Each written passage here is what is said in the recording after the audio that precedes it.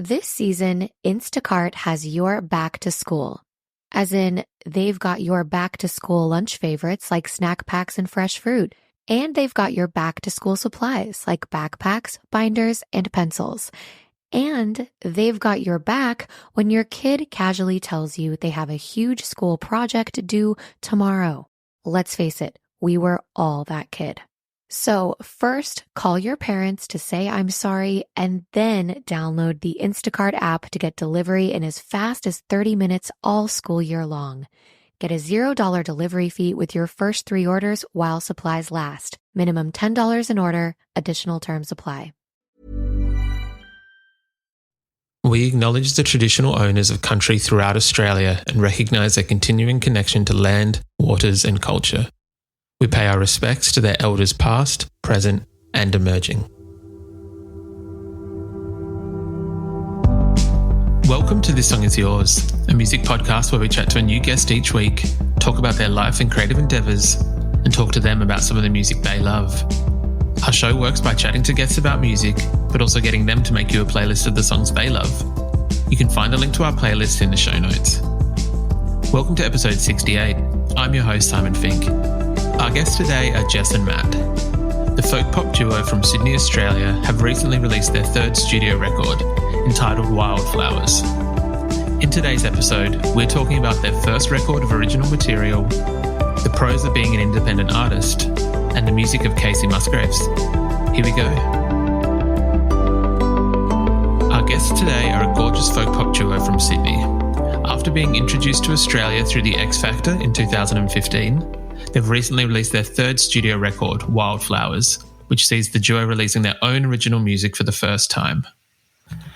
Please welcome to This Song Is Yours, Jess and Matt from Jess and Matt. Hello. Very original. Jess and Matt. We were really creative when we picked our name, yeah. How many times have you guys gotten that? Oh, it's so many times. Often Matt and Jess. I think it started as Matt and Jess, and now we've locked in Jess and Matt. Yeah. There was lots of back and forth. A lot of people still say Matt and Jess, but ladies first. That's very chivalrous of you. Something like that. Has there ever been a time where anyone's gotten it wrong, where they've been Jess and Matthew or Jack and Matt, or has anyone really kind of ruined it? I think we've had pretty much every combination under the sun. Yeah. It's still, when we've done festival bills and stuff, the intros, it's always a surprise to us. And we're like, give it up for Matt. It's generally Matt and Jess. Jess and Matt roulette. I think I'd like a Jess and Matthew. That sounds a lot more regal. It does. Jessica and Matthew. Yeah. Oh, we sound serious. That can be like a more formal project, another project, if you will. If we go a little bit down the classical route, we'll adopt that. I like it. Congratulations on Wildflowers, the album that is out now. It's a fantastic album. Congrats. Thank you very much. Yeah, a bit of a COVID project. So it's been a good time to dive into an album. We started recording March last year, literally as COVID hit Australian shores, and we locked ourselves away in Foxground, and we didn't know what was coming at that stage. Everyone was hoarding toilet paper. We came back and we couldn't buy toilet paper anywhere, like not one place. I think we channeled a bit of that sort of uncertainty into the record, and a couple of songs that weren't necessarily going to be on the record sort of started to fit a lot more cleanly. So now we've come full circle, releasing it in COVID. Still in lockdown. Perfect. Yeah. It's a full baby of lockdown, if you will. Lockdown. I'm sure lots of people have actually had lockdown babies for real. Well, yes. Very true. Maybe none as public as this, hopefully. Exactly. This isn't an announcement. The album has only been out for a little while now, but it's already been, I'm going to try and remember this off the top of my head, number 1 on the Air charts, number 11 on the ARIA charts, number 1 on the iTunes charts. That must be a bit of like an exciting feeling for yourselves. Oh, I mean, during this time, you need some kind of good news like that. So it's been so amazing to lift our spirits, during this crazy time. Yeah, we never expected that. I don't think we really ever expected we weren't thinking about charting or anything like that when we were making the album. And to be doing this independently, that's a real sort of icing on the cake moment. Especially our first independent record and original record, because previously, you know, we've been releasing covers, so it's pretty special. Yeah. You started recording this in March last year. Yeah. Was it always, when you kind of sat down to work on this project, was it always that it was going to be an album of originals? Had that kind of been on the cards for a while?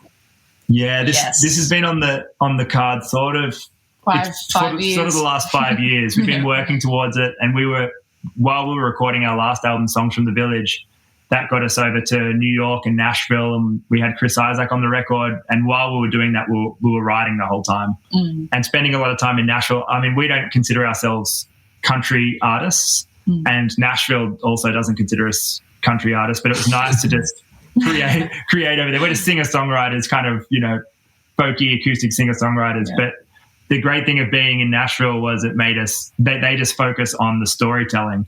That's what it's all about. You know, that's before they throw production and everything at these songs, if it doesn't work, if it's not raw and honest and works on a guitar, it's not a good song. You kind of can't fake it over there. So we were able to sort of dig deep into some subject matter that was a bit darker and a bit more raw and exposing. It was quite therapeutic. It was therapeutic in a lot of ways to be able to dive really deep. And I mean, we've been writing for the last sort of few years, so this album's been a long time coming. So it's nice to finally have a whole body of work that is cohesive. It was hard to choose, you know, the songs after writing them for 5 years. You're like, okay, every song we've ever written, which ones are we going to choose? It's a long time. It's a long list. And kind of finding that central theme of Wildflowers was that the journey that we've been on and the challenges we've faced. You know, leaving a major label and going out independently was something we knew how we wanted to do this album, and it was quite a self-indulgent process of,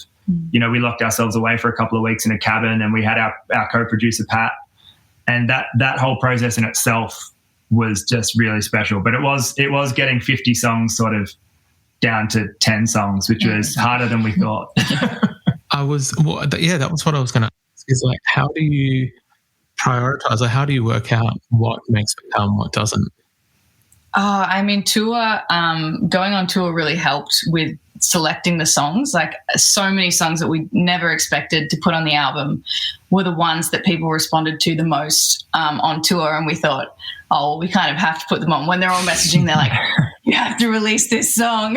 So it was a good sounding board to be choosing the songs. That tour was just in February, just before we went into the studio to record. So there was lots of changes sort of last minute. We were lucky. We got 5 dates in February before the world ended, and we had to pull out of the rest of the shows. Yeah. But road testing a few of those songs. Like we did a couple of shows in regional areas where it was just the two of us, and we changed the set list, and we were just like, you know, this is pretty intimate. Let's just road test some of these songs. People have never heard them before. And the response to a couple that were unexpected. There's one song in particular, 1961, that's really personal to Jess, about Jess's granddad's battle with dementia. We were never going to put that on, but everyone was like, wow, like I've really connected to it. You know, my mum has had dementia, or my grandparents, or, you know, whoever. But it was really nice to see that connection, and you kind of have to put it on the record. You kind of have to honour that, yeah. When people are connecting to it, you know. Of course, I feel like people really do connect when you are almost bearing yourself in a songwriting sense. That you're really laying it out and you're allowing them into your world. Just as you mentioned, that song does kind of touch on your grandfather's dementia, and the song is gorgeous. It has this beautiful little audio sample. I think, is it a phone call or a voice message? It's actually a videotape, and my mum just like iPhone recorded it and sent it to it while we were in the cabin. Yeah, and it's crazy because it's the only video that ever exists of me as a kid, let alone with Pop, and I'm just playing around with his video camera.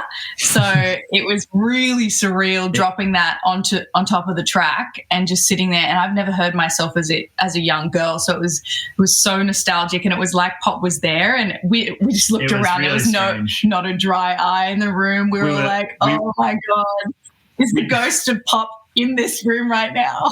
we literally took the recording and just laid it over the top of the bass of the track, and it just weirdly just fitted in all these spots. And he was saying things like, oh, it's recording now, and all these little sound bites. And it was the only recording of Jess and her granddad. So to have that integrated into it, I think it just sort of made it extra special. Crazy universe stuff, I think. Yeah.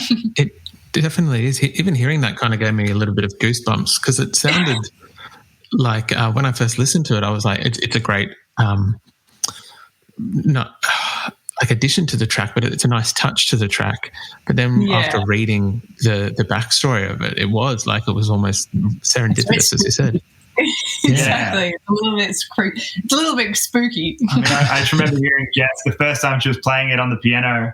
She was downstairs and she was just sort of just writing without any purpose, which is always a good thing to do every now and then, because sometimes, if you're writing for the album, it can become, you can get a little bit creatively blocked and things like that. She was playing this song and I was like, that has to go somewhere. So I'm really glad that it's made its way onto the album. Yeah. It is a gorgeous track, as I mentioned before. When you guys are writing songs like this, dementia's not a lighthearted subject, and I know that the album touches on marital woes or other kind of quite serious subjects. When it does come to sitting down and writing these songs, where do you find that line that's where you're comfortable sharing and being raw and honest, but also not giving away too much? You're not revealing the curtain the whole way back.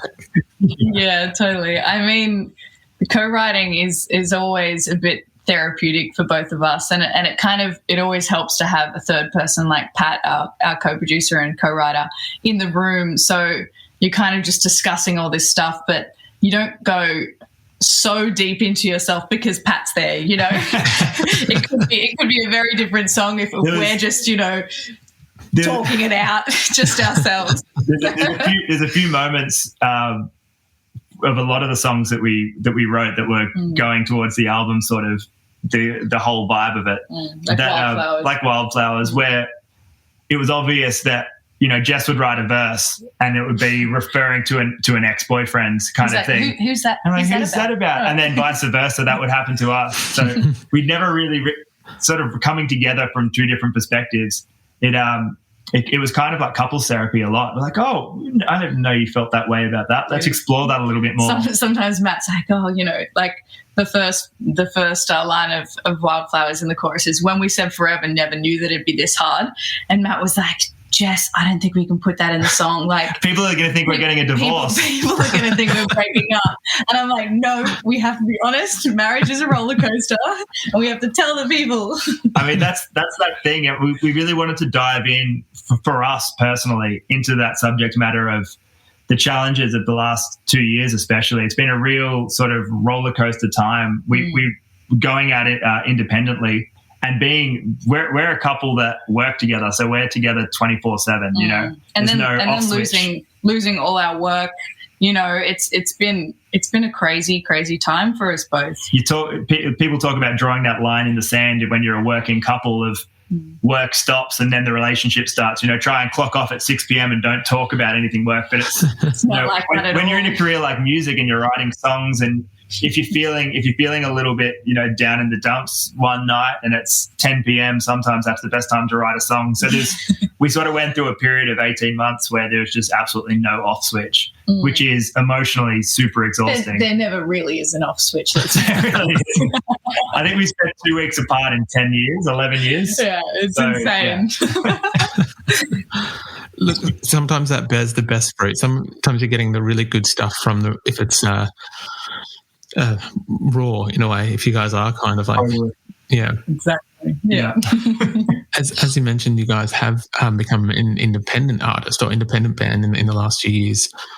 With this release, what's been the biggest, I guess, obviously other than having the label there, what are some of the differences you've found in approaching the releasing it, the whole project from start to finish?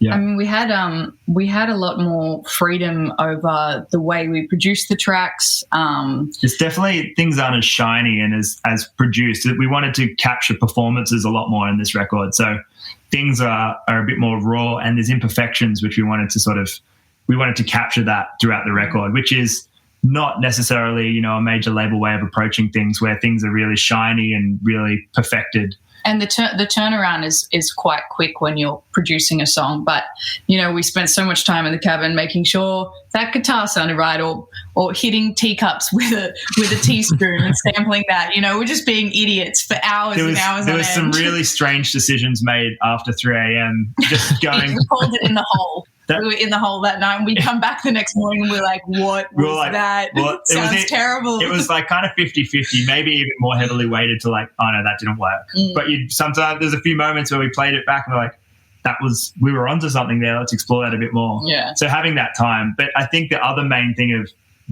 being independent, with the release, we've been able to have this way deeper connection with our fans, actually being hands-on.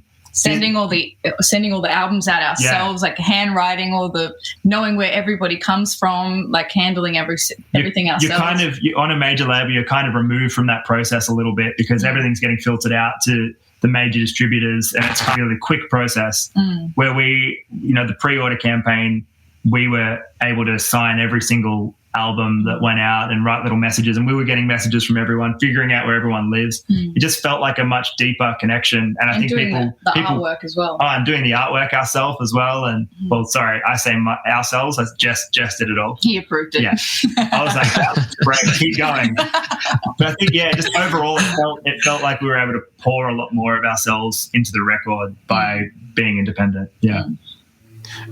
Was there, and this is not to discredit the previous label, but was there any? This season, Instacart has your back to school. As in, they've got your back to school lunch favorites like snack packs and fresh fruit. And they've got your back to school supplies like backpacks, binders, and pencils. And they've got your back when your kid casually tells you they have a huge school project due tomorrow. Let's face it, we were all that kid. So first, call your parents to say I'm sorry, and then download the Instacart app to get delivery in as fast as 30 minutes all school year long. Get a $0 delivery fee with your first 3 orders while supplies last. Minimum $10 an order. Additional terms apply. Your wedding will be one of the happiest days of your life, and Blue Nile can help you celebrate it with a gift that'll last a lifetime. Whether you're looking for wedding bands, a gift for your partner, or an unforgettable thank you to your bridesmaids, Blue Nile offers a wide assortment of jewelry of the highest quality at the best price. Plus, expert guidance to ensure you find the perfect piece. Experience the convenience of shopping Blue Nile, the original online jeweler since 1999, at BlueNile.com. BlueNile.com.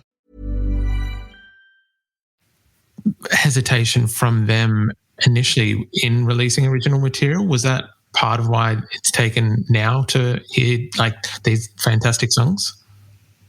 Yeah, I mean, I suppose when you come off a show like X Factor and then you sign to a major, that's the kind of deal, you do well and then you're signed to, say, Sony like we were. It's kind of expected that covers is the only thing that works. So we spent a lot of time wanting to release an original album, but the fallback is a covers record because they know that they succeed. So an original record is for an X Factor contestant is a bit more risky. Yeah, I mean, the last 2 records that we did, there was a lot of great opportunities that were presented to us, to travel to New York and Nashville. That really opened up and allowed us to discover ourselves on another level, our own artistry. But yeah, there was always, that our fans going, we really want an original album. There was a sense from us that we wanted to get it right, and we kind of knew we wouldn't be able to release the album that we have on a major label because it doesn't have commercial radio play. It's not really steered towards that. We weren't sort of. I think in that pop world, you can become obsessed with, is Nova going to play this? What station is it going to get played? Yeah. So it was nice to just step away from that, and I think we had the freedom to really be extra creative and a little bit more self-indulgent, which is what we ultimately wanted. Yeah. Yeah, of course. I'm curious. I know you mentioned X Factor just a second ago.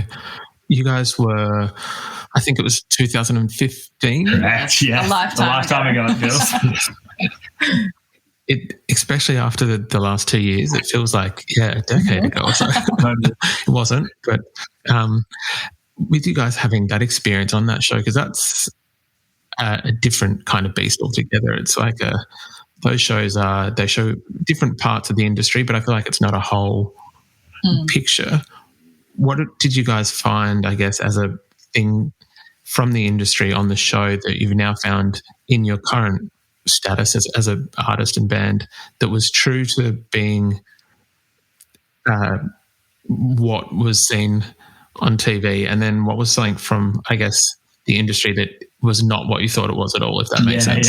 I mean, we had our hesitations going onto a show like that because we've seen a lot of friends and different artists that have come out and had bad experience with the show. But us going in, we put it off for years, and we always were sort of saying we'll never go on one of those shows, thinking that we were not right for that kind of format. Yeah. You know, we're singer-songwriters where you've got to tell a story, and you literally have a minute and 10 seconds to perform each week on these shows. So you don't really have any time to sort of build anything in that time. It's really just got to be out the gate. So naturally, the Mariah Carey voices and the big belters, people go, wow, that's amazing, and that is the thing.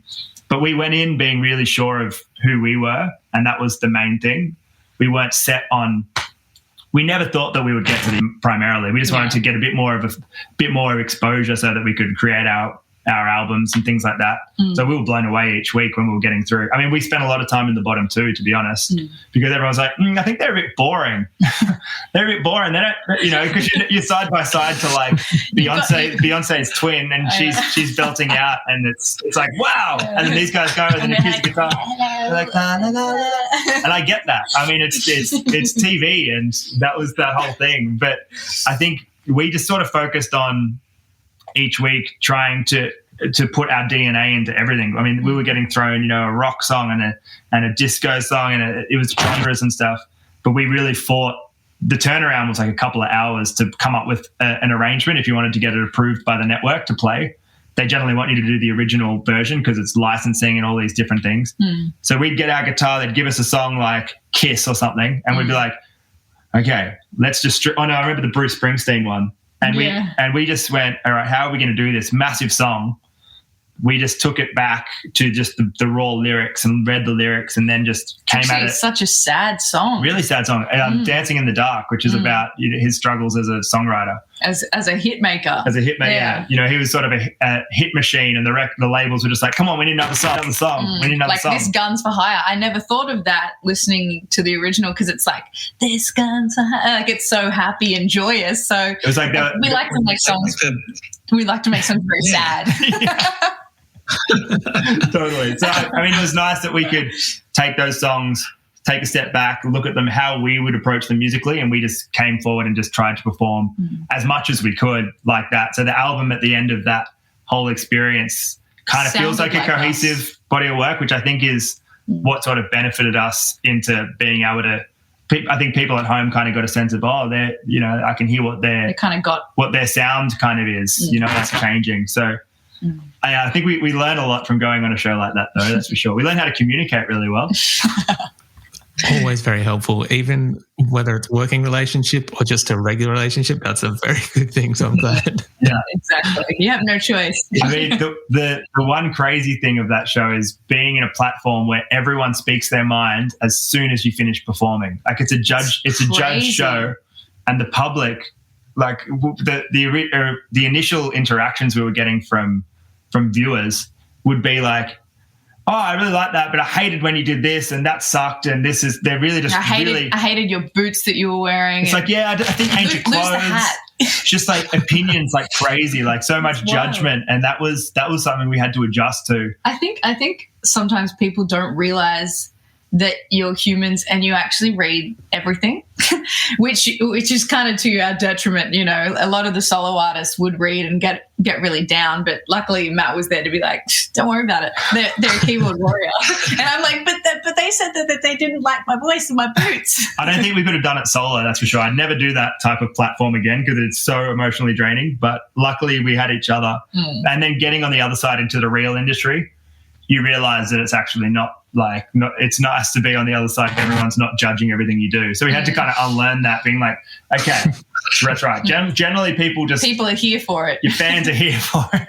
They're not here to. It's a traumatic thing. Not many people talk about it, but it's like, it's crazy. You've got millions of people viewing you every week and you just have to just grow a thick skin. I imagine the part of it as well is that, as you said, these people are like, I didn't like this part of the song, or I didn't like your boots. Whereas, like, they're probably sitting on the couch. They can't sing. They're wearing trackies. Like, who are they to? 100%. It's one of those. Yeah. Anyway, we won't attack those people. They know what they did. They know what they did. You know who you are. Yeah, exactly. Before you guys went on the show, you'd been playing, I think it was for around 10 years together. So you've been playing music together for now, my math is not great, 16 years, 17 years. What brought you guys together musically, and when did you guys start to decide to form a band and play music? I mean, it was 2014 when we actually started playing together. We were solo artists for years before that. And Matt convinced me to quit my job in a restaurant and said, you're just full time and you can do music every weekend, 3 times a week, 4 times a week. And I was like, oh, are you sure? Like, are you sure I'm good enough? So I quit my job and I bought some sound gear and then, we went down the Triple J route and I was kind of more this folky James Taylor-y sound, and Matt was more into the funk Stevie Wonder vibe. I love my blues. So having that kind of together. It was very different styles at first. We were saving on petrol the first gigs that we were doing. Yeah, we met studying music. That was the first place we met at JMC Academy. And we were so different then. It was just it was sort of a convenience thing at first, the first gigs we ever did together. We kept it separate for the first couple of years of our relationship, where we were like, let's just have our own individual projects and not merge them, because you see I can see your record in the back. these guys, it didn't work out really well for these guys. And there's lots of stories of duos that have dated and it doesn't work. And we were getting told that all the time, just keep it separate and all that. But then, we did our first couple of gigs where we definitely butt heads, that's for sure. Oh, at first, for sure. Coming in and trying to write with really musical backgrounds, you have to find the middle ground, and I think the middle ground that we've found genre-wise is completely different to both of the things that we were doing previously, which was really nice. And I think that's when we started doing gigs together, we realized, this is something completely new and different and a new way to channel all this range of influence that we have musically into one new project. So there was no looking back after that. Yeah. I'm glad that you guys didn't end up taking the Fleetwood path, and that's a very different outcome. So. When you are sitting down to write these songs, and as you just mentioned, you kind of originally came from different genres of music in what you were playing. Do you find that you both operate in a similar way when songwriting? Like, are you both lyrics first and then melody, or is it like one is one of one and one's the other? Or it usually starts with Matt on a piano or guitar, and then I start on the melody or lyrics, and then we kind of just chip away at each verse or the chorus first. It really depends on the song, but I think a big thing you definitely start the vibe. Yeah, sure. We like always having a little vibe first. But I think the time we spent in Nashville sort of made us reapproach the way we approach songwriting, because there's never really a finite way that works. Sometimes we'll have stuff scribbled down, sometimes there'll be a melody, sometimes there'll be chords. But the thing that really helped sort of funnel everything to a process, I guess, from Nashville, they like to some of the songwriters we worked with, they write down titles, and they have a title, and they write them down in their phone. Just if they'll be at the shops and they'll be like, oh, that's a great title for a song, you know, and that's something that inspires some ideas. That becomes kind of the centerpiece of the whole concept, which we found was really interesting for some of the tracks. So we could be really specific. And if while you're writing verses, you just keep coming back to the title and what that means to you. So doing that, I think it made the songs a lot more concise, and I feel like they got out at what we wanted to get across a lot more clearer than just sort of sometimes stabbing around in the dark. Yeah, sometimes you've got a melody and you've got like this random lyric and you're like, how is this relevant? And you're trying to just the whole thing, like, how can we make this work? So yeah, the title thing really helps. Yeah.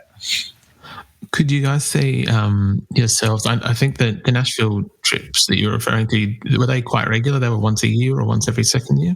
Yeah, we had. I think we were spending about 3 months a year there for the last sort of 3 years. Yeah, so it was pretty extensive. We were lucky that we had Chris Isaak over there, who was one of the mentors on X Factor when we were on. Became a close friend, and he just took us under his wing and was like, stay at my place. So we kind of had a base when we were going to Nashville, which was really nice, and we used that a lot.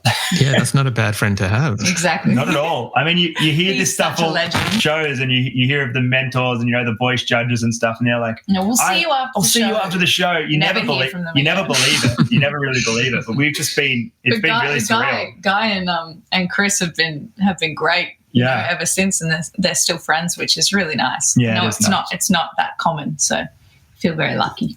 Could you see yourselves moving? Nashville is quite. I think that people know that it's somewhat musical, but I spent a bit of time there. I think a few weeks, maybe 2 years ago or so, and it's way more musical than I think people actually realize, even with the knowledge that it's a musical city. For sure, totally. We considered the move. We actually had our visa stuff all done. March 1st. We were supposed to record this record in Nashville, and we had a few things penned out, but and then COVID hit. The world had other plans, and thank God we didn't get on that plane because we would have been stuck there. we had a couple of our band members were moving over as well, so there was a big thing planned. Our MD. Eric, he moved over there just before us, and he's killing it. He's doing really well over there, doing all the touring, but he had to brace the storm of no touring and no income over there with no government benefits. Yeah. So I mean, we're sort of in the universe timing that we were able to. I mean, if we got over there, who knows when we would have been able to record the record. It probably would have been a lot more country, the record, I think, if we went over there working with more of a country producer. But yeah, I think everything happens for a reason, and not that COVID happened for a reason. Well, maybe it did. Silver lining. Maybe it did. Totally. Lastly, we usually ask our guests what they're currently listening to.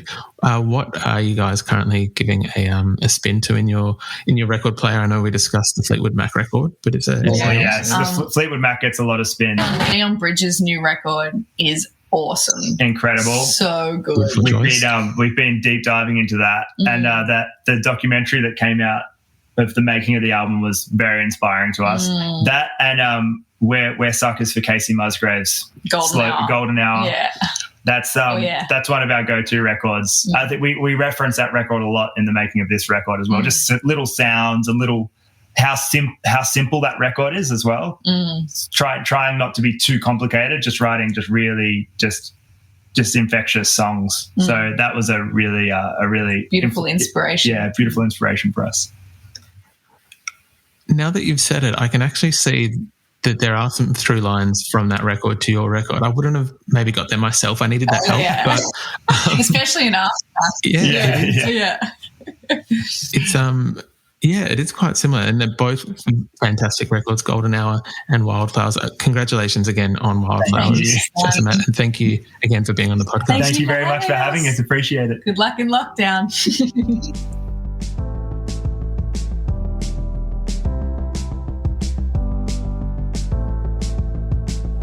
And that's our show. A massive thank you to Jess and Matt for their time.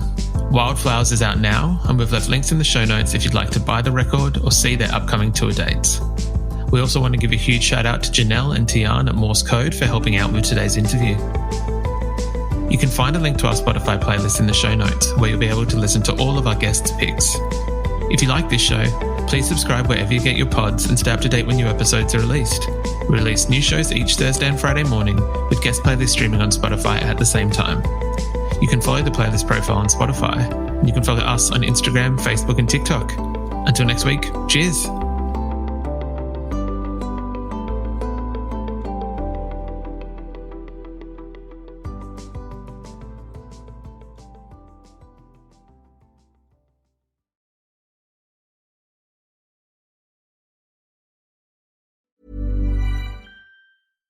This podcast is brought to you by eHarmony, the dating app to find someone you can be yourself with. Why doesn't eHarmony allow copy and paste in first messages? Because you are unique, and your conversations should reflect that. eHarmony wants you to find someone who will get you. How are you going to know who gets you? If people send you the same generic conversation starters they message everyone else. Conversations that actually help you get to know each other. Imagine that. Get who gets you on eHarmony. Sign up today.